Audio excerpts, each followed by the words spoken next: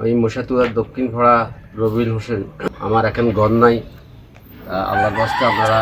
কুমিল্লার মনোহরগঞ্জ উপজেলার মহিষাতুয়া গ্রামের দক্ষিণ পাড়ার বাসিন্দা অসহায় রবিউল হোসেন একটি নিরাপদ বসতঘর নির্মাণের জন্য স্থানীয় সংসদ সদস্য আবুল কালাম এবং দেশের বিত্তবান ও মানবিক মানুষের সহযোগিতা কামনা করেছেন। জানা যায়, দীর্ঘদিন ধরে চরম আর্থিক সংকটের মধ্য দিয়ে মানবেতর জীবনযাপন করছেন রবিউল হোসেন। নিজের সামর্থ্য না থাকায় একটি বসবাসযোগ্য ঘর তৈরি করতে পারছেন না তিনি।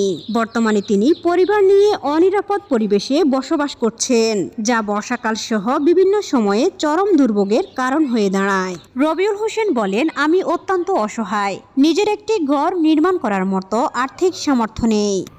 আমি মশাতুয়ার দক্ষিণ পাড়া রবিউল হোসেন, 4 নম্বর ওয়ার্ডের। আমি নিরীহ লোক। আমার ক্যান্সার স্ট্রোক করছিলাম, স্ট্রোকের পরে গ্যাস্ট্রিক আলসার হয়ে গেছে। আমার মানুষের সাহায্য সহযোগিতা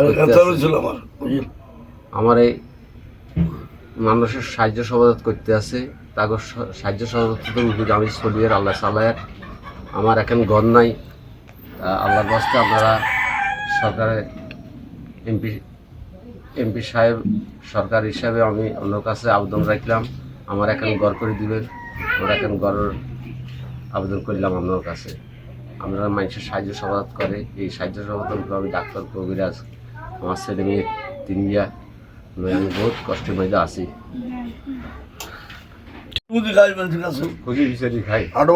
কোনো কর্ম করতাম হইতেছি না। এলাকাবাসীরাও জানান, রবিউল হোসেনের আর্থিক অবস্থা অত্যন্ত দুর্বল। তারা তার জন্য সরকারি ও ব্যক্তিগত উদ্যোগে একটি ঘর নির্মাণে সংশ্লিষ্টদের এগিয়ে আসার আহ্বান জানিয়েছেন।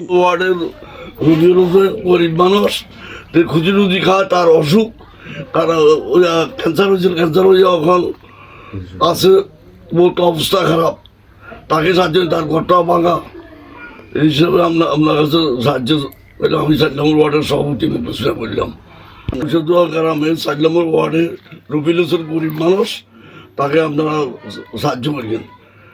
এই তো আরেকটা ঘর, নিরীহ গরিব, তার কিচ্ছু নাই, ঘর ফিরে ছাড়া, তাকে আপনারা সাহায্য করেন। তার বহুত কষ্টে আছে ঘরটা লইয়া। আর করলে গরিব মানুষ, তাদের কিন্তু সাহায্য করিয়েন, আল্লাহ দিদি চাই আমরা। তার বাবার নাম হলো জালালউদ্দিন।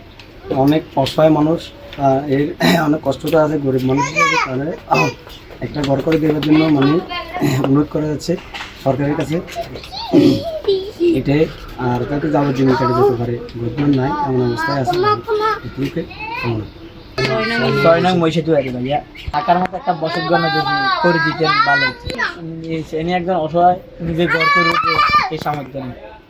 একটু আপনাদের কাছে আর্থিক সহায়তা সহযোগিতা একটা ঘর করতে পারেন।